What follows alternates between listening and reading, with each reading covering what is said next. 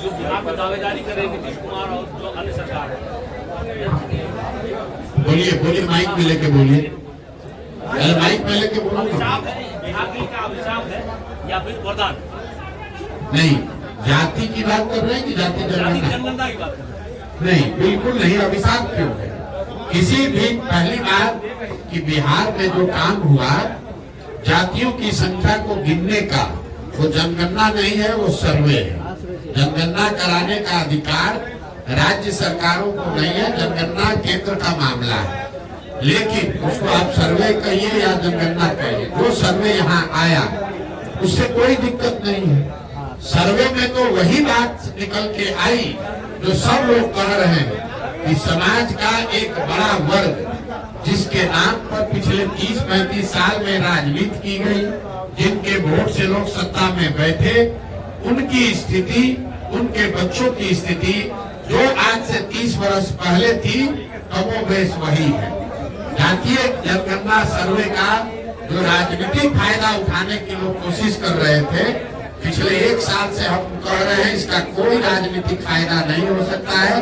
और उसका परिणाम ये है, आप देख लीजिए कि जातिगत जनगणना और सर्वे को देशव्यापी मुद्दा बनाकर भाजपा से लड़ने का दावा करने वाले नीतीश कुमार खुद ही अपना दल छोड़कर भाग गए भाजपा की शरण में। अगर जातिगत सर्वे का कोई चुनावी असर होता तो नीतीश कुमार छोड़कर भागते नहीं।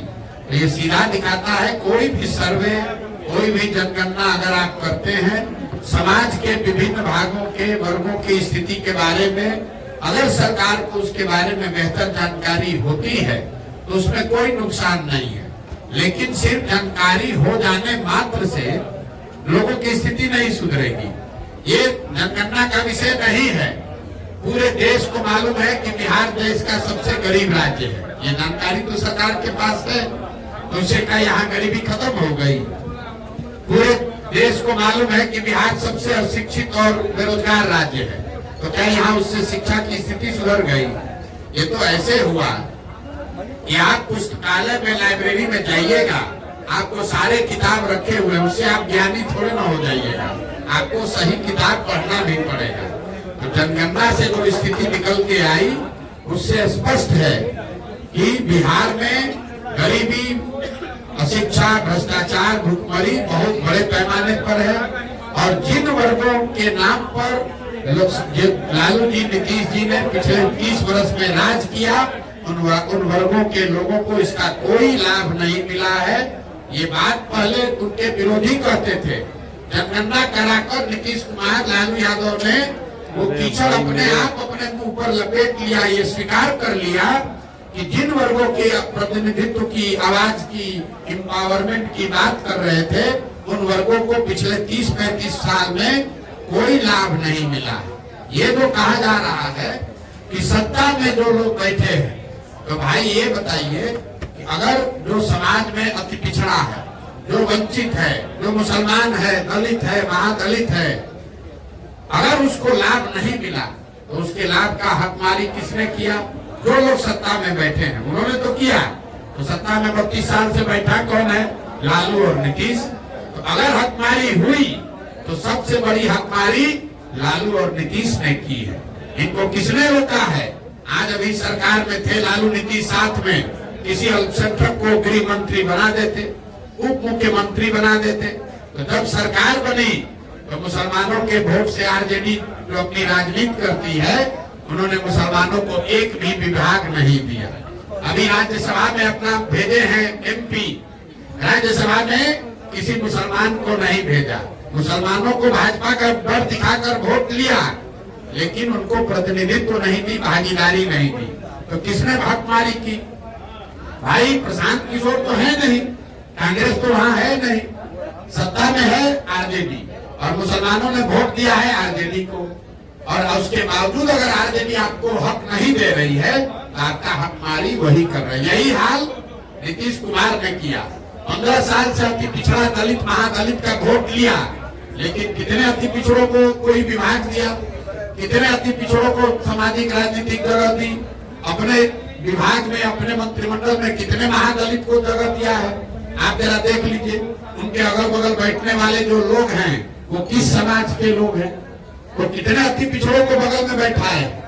यहाँ का गृह मंत्रालय, यहाँ का वित्त मंत्रालय, यहाँ का ग्रामीण विकास, जल संसाधन, पथ निर्माण, ग्रामीण कार्य, ये जितने बड़े विभाग हैं इसमें कोई अति पिछड़ा, कोई मुसलमान नहीं है। और इसी अति पिछड़ा और मुसलमान के नाम पर 30 वर्ष से ये लोग राज कर रहे हैं दोनों लोग। तो ये जो सर्वे हुआ, ये सर्वे करके जैसे विनाश काले विपरीत बुद्धि, ज्यादा चालाक बनिएगा तो यही होगा। ऊपर वाले ने आप ही के हाथ से ये स्वीकार करा दिया, प्रमाण दे दिया कि जिस 30 साल से मुसलमानों के अति पिछड़ों के, महादलित के, वंचित के नाम पर आपने वोट लिया, उनको आपने कोई हक नहीं दिया। उनकी आर्थिक, सामाजिक, शैक्षणिक स्थिति जैसे 30 साल पहले थी वही आज बनी हुई है। जन स्वराज जो है, क्या जन स्वराज जमीन तैयार कर रही है पद यात्रा के माध्यम से? बिल्कुल होनी चाहिए। मैं पहले भी कह चुका हूँ, जनगणना राष्ट्रीय स्तर पर होनी चाहिए। उसमें जनगणना के दौरान जो जानकारी निकल के आए उस पर ईमानदारी से उसकी स्थिति में सुधार के लिए प्रयास भी होना चाहिए। अब आप स्थिति देखिए, राहुल गांधी आज इस देश में कह रहे हैं कि जाति के आधार पर जनगणना होना चाहिए। उनसे कोई ये नहीं पूछ रहा है कि जब पिछला जनगणना हुआ तब कांग्रेस की यूपीए की सरकार थी, उसमें जाति के आधार पर जनगणना कराया गया। कांग्रेस की यूपीए की सरकार ने उस रिपोर्ट को रिलीज नहीं किया। आपको किसने रोका था रिलीज करने के लिए? आज समाज को बांटने के लिए हल्ला मचा रहे। अरे जातिगत जनगणना तो पहले हो चुका है, उसको रिलीज तो कीजिए। ना कांग्रेस ने किया, ना भाजपा ने किया। ये आपको हमको बेवकूफ बनाने के लिए, मुद्दा बनाने के लिए, समाज में बांटने के लिए लोग कह रहे हैं।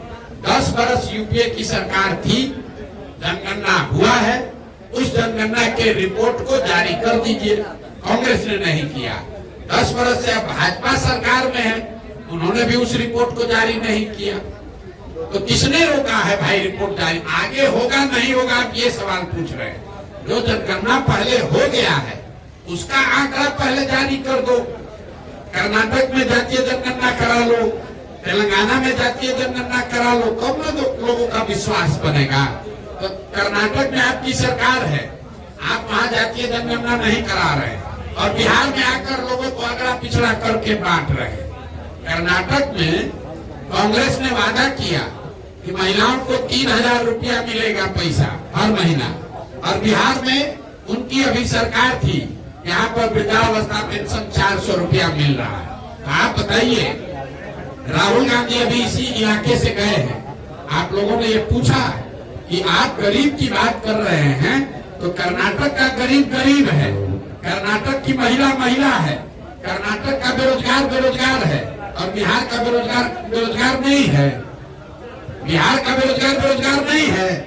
अगर कांग्रेस की सरकार बेरोजगारी भत्ता कर्नाटक में दे रही है, अभी आप तेलंगाना में दे रहे हैं, तो बिहार में आपकी सरकार थी, आपने बिहार में क्यों नहीं दिया? अगर मध्य प्रदेश में भाजपा वालों ने लाडली स्कीम शुरू किया है, अगर वहाँ की महिलाओं को 1500 रुपया महीना मिल रहा है, तो भाजपा अभी बिहार में सरकार में है, यहाँ पर क्यों नहीं 1500 रुपया देता है महिलाओं को? हम लोग तो मध्य प्रदेश से ज्यादा गरीब है, क्यों नहीं दे रहे? इसलिए नहीं दे रहे हैं कि नेताओं ने बिहार